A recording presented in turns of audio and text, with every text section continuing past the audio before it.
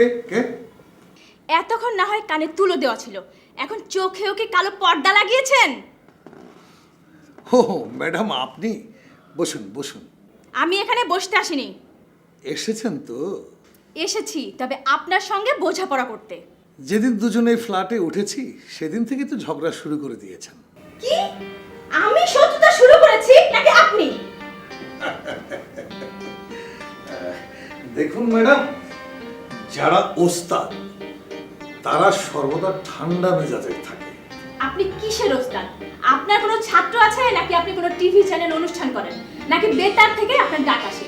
কই, কোথাও তো আপনার কোনো উপস্থিতি চোখে পড়ে না। অথচ উনি দাবি করেন উনি ওস্তাদ, ভারী আমার মহা ওস্তাদ। এতক্ষণ তো আপনি আমার কথা বলেন, এখন একটু আপনার কথা বলুন। এই যে আপনি এই বয়সে নাচেন, আপনার শরম করে না? এটা কি আপনার নাচার বয়স? নাচবে তো ছোট মেয়েরা। হ্যাঁ, আপনি কোথায় বই পড়ে সময় কাটাবেন অথবা টেলিভিশন নতুন নতুন রেসিপি দেখে রান্না বান্না করে প্রতিবেশীদের খাওয়াবেন, তা না? আপনি সংসেজে নাচতে শুরু করে দিয়েছেন। যাকে আপনি তো আমাকে বলেছেন যে আমার টেলিভিশন থেকে কোনো টাকা আসে না, আমার কোনো ছাত্র নেই, সবই মানলাম। কিন্তু আপনি আপনি কোন টেলিভিশনে নাচেন? আপনার কতজন ছাত্রী আছে? অথচ আপনি, আরে শোনেন, ওই যাত্রা দল থেকেও যদি আপনার ডাক পড়তো না, তাও তো আপনার জীবনটা ধন্য হয়ে যেত। শুনুন, আমি ছাত্র ছাত্রীদের নাচ শেখানোর জন্য নাচ শিখি না, এবং টিভি চ্যানেলে নাচার জন্য নাচি না। আমি নাচি মনের টানে, নিজের স্বাস্থ্যকে ধরে রাখার জন্য। কসরত বুঝলেন? কসরত। প্রতিটি মানুষই তার মনের খোরাকের জন্য কিছু না কিছু একটা করতে হয়, বুঝলেন? ওকে, আপনি যখন এটা জানেনই, তখন আমি যখন নাচের প্র্যাকটিস করি তখন আপনি কেন ভ্যা ভ্যা ভ্যা ভ্যা করেন?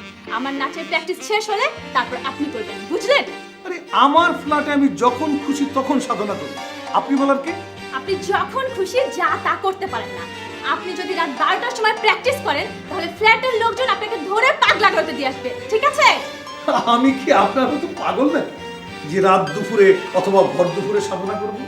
শুনেন, সাধনার জন্য একটা সময়ের প্রয়োজন, বুঝলেন? আর এটাই হচ্ছে গিয়া সেই সময়। সেজন্যই তো আমি ঠিক এই সময় প্র্যাকটিস করি, বুঝলেন? আমি তো আপনাকে বাধা দেইনি। আপনি বাধা দিবার কে? ওই ফ্ল্যাটটা আমার নিজের ফ্ল্যাট। এটা তো আমারও নিজের ফ্ল্যাট, শ্বশুর বাড়ি থেকে দেয়নি। আমি এখনো বিয়েই করি, নগদ টাকায় কিনেছি, বুঝলেন? কোনো লোন নেই। ও, আপনি কি ভেবেছেন ওই ফ্ল্যাটটা? আই তুষার, এখানে তুমি বালিশের পদে নাক দিকে ঘুমাচ্ছ, আর ওইদিকে তোমার খালা আমার মামার সাথে বাঘ যুদ্ধে অবতীর্ণ হয়েছে। আরে সেজন্যই তো বালিশ চাপা দিয়ে আছি, যাতে শব্দ কানের ভিতরে না ঢোকে। তারপর বালিশ ভেদ করে শব্দ কানে ঠিকই আসছে। আরে তুমি বোঝার চেষ্টা করো, ওরা যদি এইভাবে সারাক্ষণ ঝগড়াঝাটি বিবাদ করতে থাকে, তাহলে ফ্ল্যাটের অন্য বাসিন্দারা একসময় এসে আমাদেরকে গণ ধরে দিবে।